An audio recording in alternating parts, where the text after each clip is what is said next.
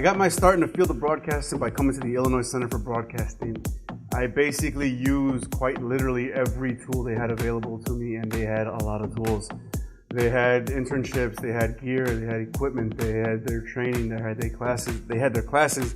They had basically, they gave me a way not to fail pretty much from the get-go. So I started my broadcast career interning like a few months after I started my classes here at the Illinois Center for Broadcasting. And I really believe that had I gone anywhere else, I probably wouldn't have had the opportunities that the school afforded. Well, I got everything from, support to the teachers. That's the most basic stuff. These teachers were really supportive, to actual tools, the camera, the tripod, the microphone, the radio studios, the internet radio studios.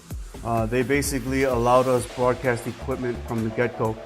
So not only were they teaching us the ins and outs of the radio world, they were showing us the ins and outs of the radio world.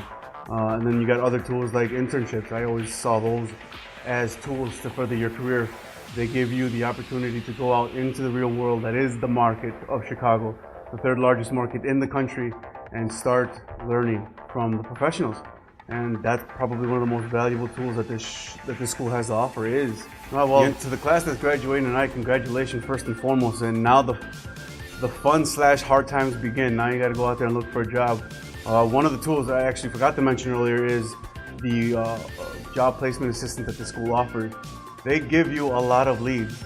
They can't guarantee you a job, but they give you the leads to go out and pursue these. How hard you pursue these job leads is really up to you, and I strongly suggest that you take as much time as you possibly can to rework your resume specifically to the job you're applying for, and to make sure you try to meet the person who's going to be doing the interview by calling them, by trying to introduce yourself, go to the front door, drop off your resume, say, here, my name is so forth and so on, I want this job.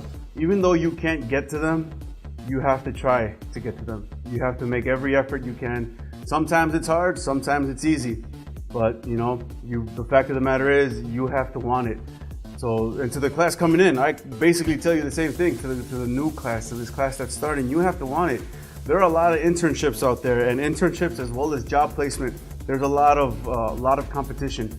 You have to go out there and you have to want it, and you have to make yourself visible. If you want an internship, if you want a job, you have to go out there and take advantage of every scenario you have. Whatever you think your strong suits are for this position, you go out there and you market yourself.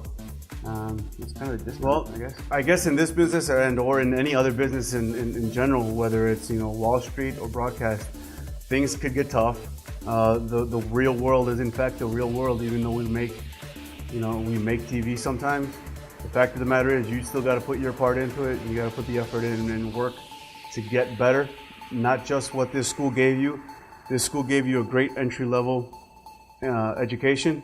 There's still much more out there, and you got to be willing and ready and able to take it with you and move forward. Always think of moving forward.